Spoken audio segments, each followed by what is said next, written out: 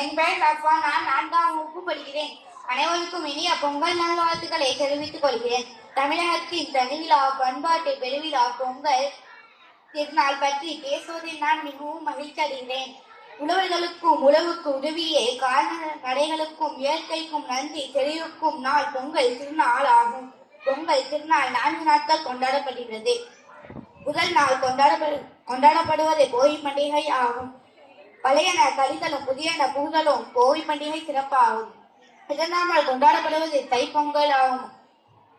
புதுப்பானையில் பொங்கல் வைத்து அதனை கதிரவனுக்கு படைப்பார்கள். 3ஆம் நாள் நாட்டு பொங்கல் கொண்டாடப்படுகிறது.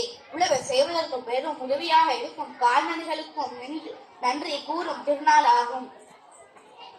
4ஆம் நாள் காணும் பொங்கல் கொண்டாடப்படுகிறது. இந்த பண்டிகை அன்று உற்றார் உறவினர்களை காணுதல் மற்றும் பெரியார்களிடம் ஆசி பெறுதல் போன்ற நிகழ்வுகள் நடைபெறும். தமிழர் தம் மண்ணின் பெருமைக்கும் அவர் தம் மரபுக்கும் புகழ் சேர்க்கும் அற்புத திருநாள் இது.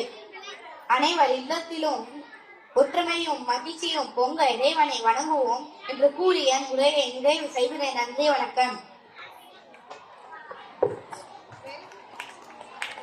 Good song.